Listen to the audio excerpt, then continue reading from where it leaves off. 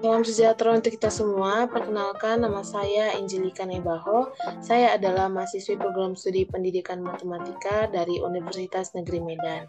Pada saat ini, saya akan menunjukkan cara penyelesaian soal dimensi 3 menggunakan media pembelajaran matematika yaitu animasi PPT. Untuk soalnya, yaitu diketahui kubus ABCDEFGH mempunyai panjang sisi 6 cm. Jika titik P dan Q masing-masing berada pada tengah sisi EF dan FG, maka jarak titik D dengan garis PQ adalah.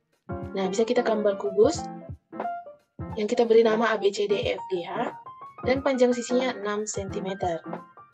Jika titik P itu berada pada tengah sisi EF, misalnya di sini adalah titik P, dan di tengah sisi FG adalah titik Q. Nah, maka jarak titik D ke garis PQ adalah, kita bisa tarik garis dari titik D ke PQ seperti pada garis merah ini, dan garis merah ini merupakan tegak lurus terhadap garis PQ. Nah, garis merah ini bisa kita beri nama dengan garis DR, di mana titik R ini merupakan berada di tengah titik PQ. Untuk penyelesaian yang pertama, kita bisa tarik garis dari D ke Q, maka akan tercipta sebuah segitiga siku-siku, yaitu segitiga DQR. Nah, dengan bantuan segitiga ini, kita bisa mencari DR atau jarak dari titik D ke PQ. Yang pertama itu kita akan mencari jarak RQ atau sisi alas dari segitiga DQR. Caranya menggunakan bantuan segitiga lagi. Bantuan segitiganya yaitu segitiga PFQ. Nah, itu segitiganya kita keluarkan. Kita beri nama PFQ.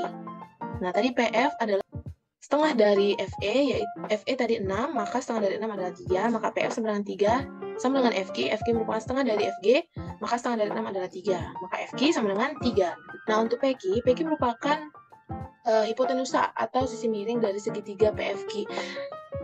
Di mana rumus kita menggunakan rumus Pitagoras, yaitu PQ kuadrat sama dengan PF kuadrat ditambah FQ kuadrat. Maka PQ kuadrat sama dengan 3 kuadrat tambah 3 kuadrat, maka PQ sama dengan 3 akar 2. Nah, R itu tadi merupakan titik tengah dari PQ, maka PR akan sama dengan RQ. Nah, PR sama dengan RQ itu sama dengan setengah dari PQ. Nanti kita sudah dapat RQ-nya itu sama dengan 3/2 akar 2.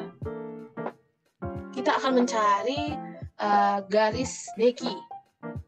Garis DQ kita menggunakan bantuan segitiga lagi ini, kita beri nama titik S. Maka terciptalah segitiga DQS. Nah, kita keluarkan segitiga DQS-nya. Nah, QS sama dengan 6. QS itu merupakan tinggi kubus.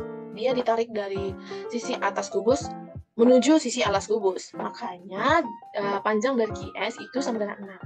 Nah, untuk DS adalah sisi miring segitiga CDS. Nah, segitiga CDS itu yang mana sih? Nah, segitiga CDS itu adalah ini. Kita beri nama CDS. Nah, DS itu merupakan tadi sisi miring segitiga CDS. Maka DS kuadrat itu sama dengan CD kuadrat tambah CS kuadrat.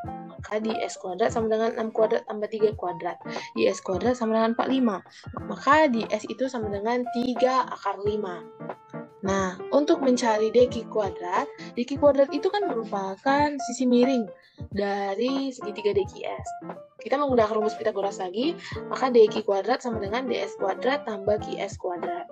DQ kuadrat sama dengan 45, DS kuadrat tadi 45, dan QS kuadrat adalah 36. Maka DQ kuadrat sama dengan 45 tambah 36 sama dengan 81.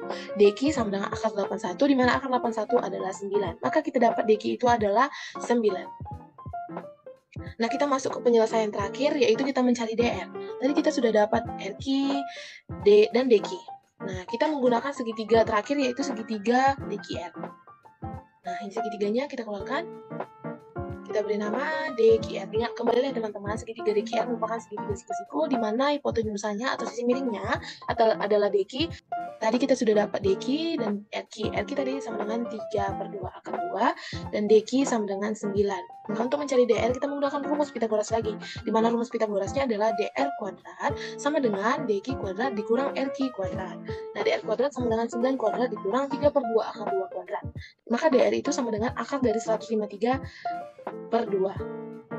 Nah, DR sama dengan 3/2 akar 34. Nah, kita sudah mendapatkan DR, berarti kita sudah mendapatkan jarak dari titik D ke garis PQ. Nah, maka jarak dari titik D ke garis PQ adalah 3/2 akar 34 atau secara desimal sama dengan 8,7 cm. Nah, bagaimana teman-teman? Jadi lebih mudah kan jika menggunakan animasi PPT? Semoga apa yang saya sampaikan hari ini bermanfaat untuk teman-teman semuanya. Terima kasih.